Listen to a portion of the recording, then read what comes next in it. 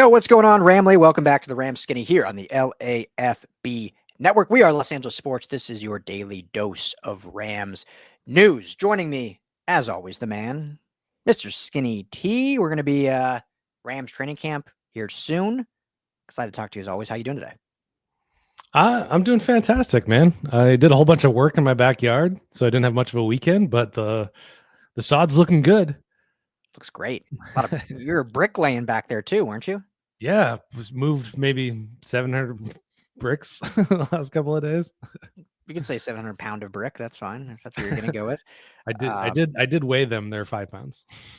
Well, there 700 bricks. You're doing more than 700 pounds. You did 700 bricks. So well done. Yes, thank you, Ramley, as always, for making this a part of your day. ESPN has been dropping, I should say, their rankings, positional rankings heading into the season. We just did a video previously, if you watched it, on Jared Verse. He finished in the top 10, so check that out. Give us your opinion on Verse and his ranking. Today we're talking quarterbacks. Matthew Stafford, where he resides in this ranking. These were done not just by ESPN pundits, but NFL executives, scouts, coaches around the league. None of them were we don't know who they were, but seemingly, powerful within NFL circles, giving these conversations. So Matthew Stafford comes in at number 6 going into this year, falling one spot. He was ranked 5th last year going into the year. So I'll just go ahead and say the top 10 really quickly for those that have not seen it. Patrick Mahomes 1, no surprise. Josh Allen 2, Joe Burrow 3, Lamar Jackson 4, second year QB Jaden Daniels in at 5, Stafford 6, Justin Herbert 7, Jared Goff all the way up at 8, Jalen Hurts 9, and good old Baketown, Baker Mayfield over at 10. So to start, Skinny, your thoughts on Stafford at 6? Too high, too low? Are you good with it? I'm pretty good with it. I think he should be 5, though. I think he should be where he was last year. I think the top 5 is pretty undisputable. I mean, top 3, definitely. I'm surprised that Burrow is up over Lamar Jackson. Yeah. But, top 4, pretty hard to say. But Jaden Daniels, are we already there with Jaden Daniels 1 year into this experiment in Washington? That's my only thing I would quibble with. What do you think? Definitely could qualm with that. I mean, there could be debate about Stafford and Lamar Jackson. Again, not when you just look at the raw talent, but when you think of clutch moments. I love Lamar Jackson. I love watching him play, but time and time again, every year, it's like, can he win the big game? He just unfortunately hasn't, and Stafford has won some big games and almost won another really big one last year, but did win a playoff game. So there could be a debate there, but I have zero problem with the top 4, how they are. Jaden Daniels, no disrespect to Jaden Daniels, who has a bright future, an unbelievable rookie season last year. But putting him at 5 after one season is almost a disservice. Now, we saw just last year, Skinny, I don't know if they're the same exact scouts and coaches or there was a different batch, but this happened just last year. CJ Stroud, they ranked 7th after his rookie of the year performance.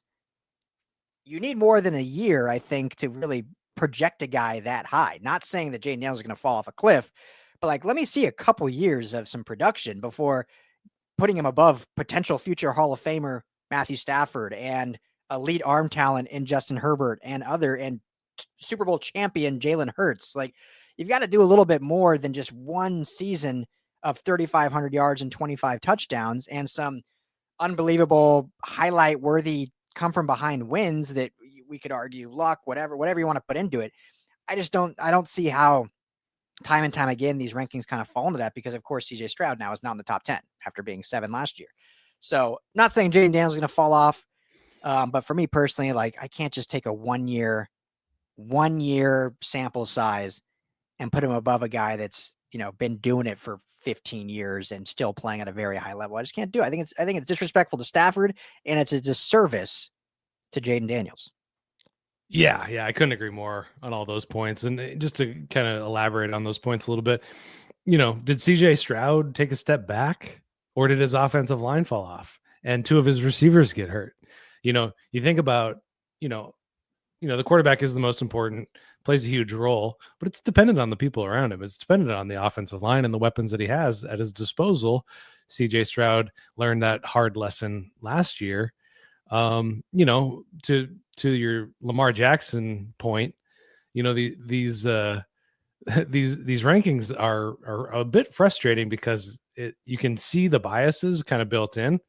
Now, in some ways they're so short-sighted, aka Jaden Daniels. In some instances, they're thinking about, well, what is this quarterback going to offer me over the next, let's say 5 years? Stafford is not going to offer you a ton over the next 5 years, but next season, whereas Lamar Jackson is going to be, he's going to be a premier quarterback for a good amount of time. So, and just to lend credibility to this whole Jaden Daniels argument that we're making, go watch our Jared Verse show. We're saying the exact same thing about Jared Verse. He's rated 10. We're saying that's a bit too early. Can he do what he did again and improve upon it in terms of his production? So yeah, I think, all of that is in play and fair game. And just to kind of double down, and this is not to like put any negative light on Jaden Daniels or anything, but let me ask you this question. I'm going to put you on the spot a little bit here. So Jaden Daniels fifth in these rankings. His other rookie counterpart, we could also even talk Kyren Williams if you want, who didn't make any of these lists. Bo Nix was in the received votes category. We don't know if that means one vote or whatever. He's the last one listed, not honorable mention, but the last one listed. There's also like Dak Prescott and Tua Tagovailoa. I don't know how much those votes warranted. But he's not in this list. If you think of like the national narrative after last season, you would think that Jaden Daniels was like head and shoulders above Bo Nix's season, right? Like, what's your take? Not even your take, just based on what kind of being a bystander following the Rams, like how those seasons played out. I think, it's similar to like Pac-12 teams getting overlooked. Not so much in the East Coast, West Coast, or what have you, but Washington made and won playoff games. So I mean that just kind of moves them into like a national conversation that is just going to be bigger than what Bo Nix did. If you're comparing the teams and the coaching staff, is Cliff Kingsbury that much better than whatever they got going in Denver with offense? I mean, Sean Payton's pretty good of an offensive mind. So better offensive line in Denver, better defense in Denver, better weapons, arguably, maybe not, but probably not. Yeah. Terry McLaurin's quite a bit better. Yeah. No, but I get what you're saying. I think that's kind of the national motive on it. And I totally get too. Jaden Daniels, won playoff games and looked good in the playoffs and whatnot. Now, obviously, rookie of the year is decided before the playoffs, but when you just compare the two head to head, like Bo Nix had more yards, had more touchdowns, only had 3 more interceptions. And he also led a team in the Denver Broncos that hadn't made the playoffs in 7 years. And he led them to their first playoff appearance since Peyton Manning. So it's just funny that one guy is seen as the 5th best quarterback in football. The other guy with basically the same resume received essentially a vote and doesn't even get an honorable mention. Now, I'm not saying Bo Nix should be in the conversation. This is just my way of saying, like, why in the world is Jaden Daniels ranked 5th when you have guys in his same rookie class who did identical things to him and are not even in the top 12, top 13, top 14. So just more fuel that Stafford should absolutely unequivocally be above Jaden Daniels. And I'm not trying to throw shade at Daniels. I think he's a great young quarterback, but. Well, we are not that many years removed from people throwing dirt on Stafford.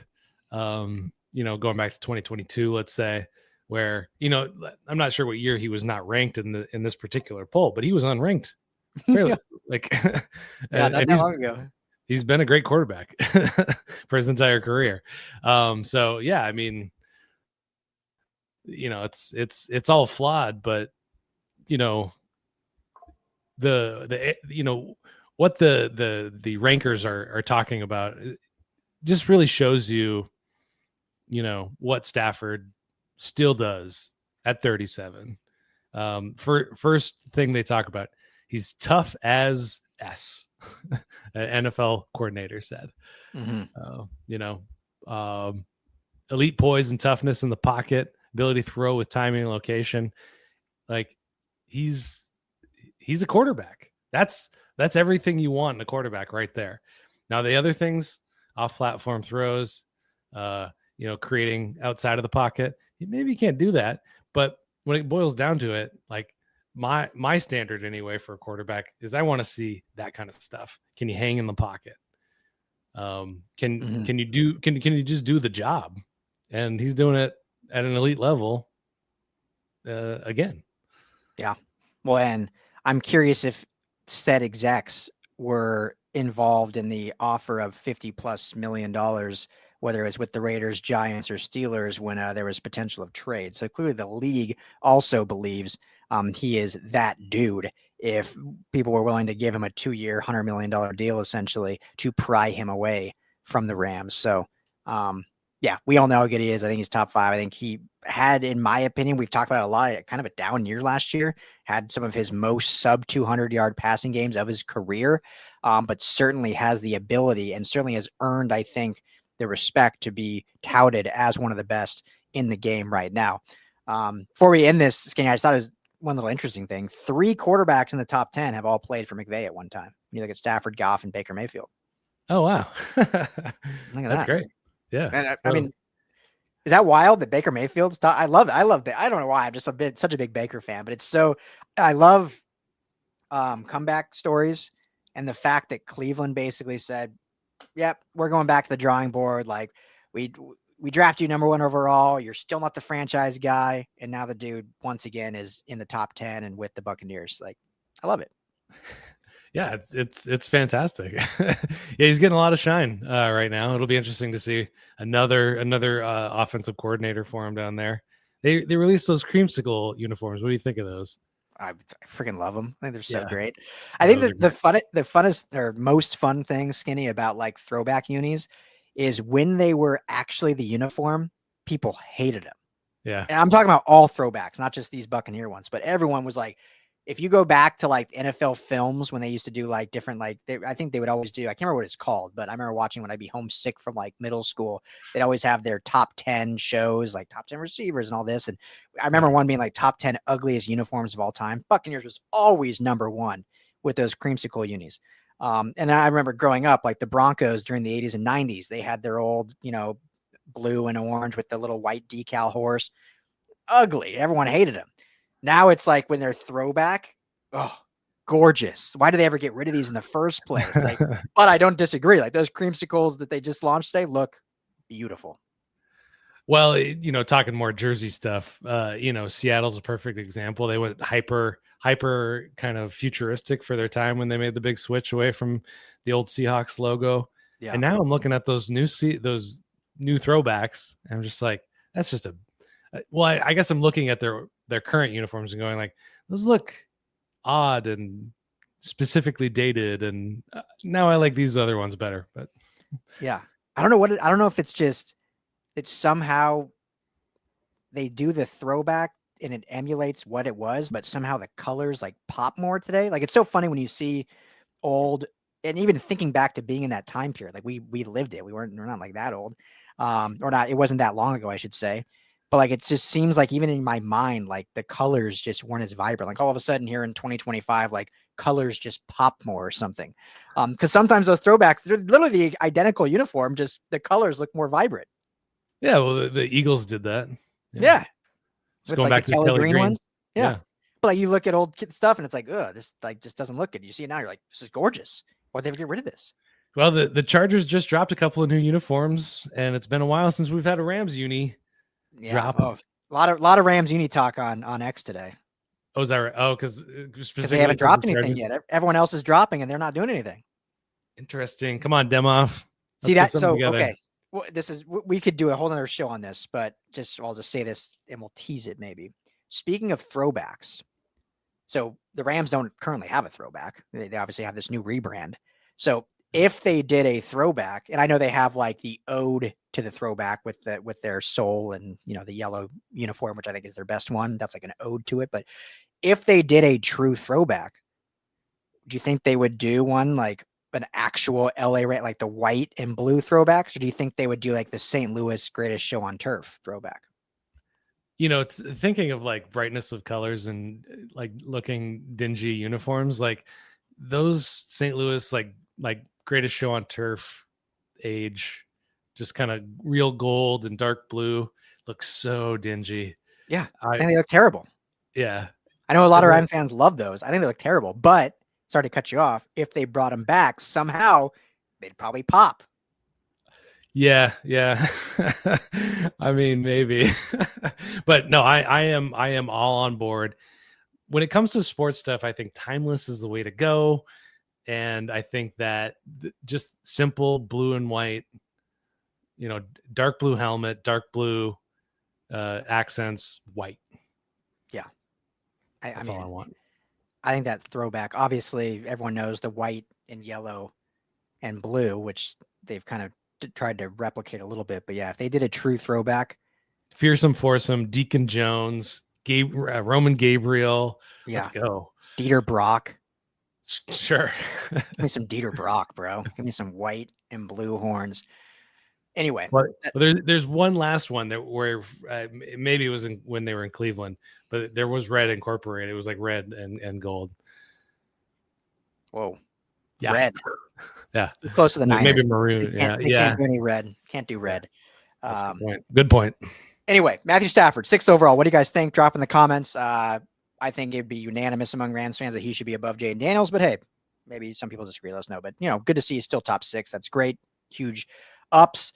We'll be back later with more rankings talk before training camp kicks off in just over a week. Make sure you keep it right here with Rams LAFB, as we will have tons of camp updates live from LMU in Los Angeles, as we will be there all through training camp. For Skinny T, I'm Ryan Dyer. We'll be back with plenty more Rams talk here on the Rams Skinny.